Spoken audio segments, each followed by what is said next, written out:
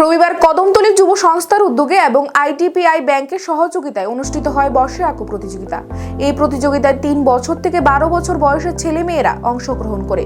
এই প্রতিযোগিতায় বিষয়ে বিস্তারিত জানতে গিয়ে ক্লাবের সহ সম্পাদক বিশাল বণিক বলেন, তারা প্রতি বছরই এরকম সামাজিক কাজকর্ম করে থাকে। সেই সঙ্গে তিনি প্রতিটি ক্লাবকে এরকম সামাজিক কাজকর্মে লিপ্ত থাকার আহ্বান জানান।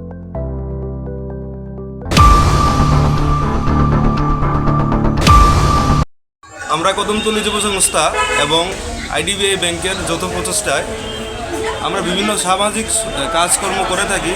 তারই একটা পার্ট হিসাবে আমাদের আজ বসে আঁকো প্রতিযোগিতার একটি প্রোগ্রামের আয়োজন করা হয়েছে। আজকে ভালো সারা পরিলক্ষিত করা হয়েছে। ছোট ছোট কচিকাচারা আজকে আঁকার জন্য বিভিন্ন সামগ্রী নিয়ে তৈরি হয়েছে এবং বসেছে, আঁকছেন। আমরা বলবো এরকম সামাজিক কাজকর্ম যাতে প্রত্যেক ক্লাবের মধ্যে প্রতিনিয়ত চলতে থাকে এবং বাচ্চাদের যাতে আরও উৎসাহ করা যায়।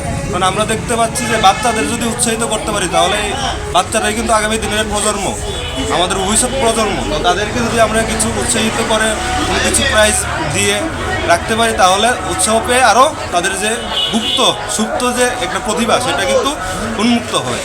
তো আমাদের ক্লাবের থেকে এটাই বার্তা দেওয়া হচ্ছে যে বাচ্চাদের যাতে সবসময় আমাদের বিভিন্ন কাজকর্মের মাধ্যমে ব্যস্ত রাখলে কিন্তু আমাদের কী হয়, মেন্টালিভাবে আমাদের বাচ্চারা আরও ডেভেলপ হতে আরও হয়। তো সুতরাং আমি বলবো আজকের দিনের যে ভালো একটা সাড়া পেয়েছি সবাইকে ধন্যবাদ জানাই এবং আপামর যে ত্রিপুরাবাসী সকলকে আমার ধন্যবাদ এবং ক্লাব এবং আইডিবিআই ব্যাংকের পক্ষ থেকে সকলকে ধন্যবাদ জানাই। নমস্কার।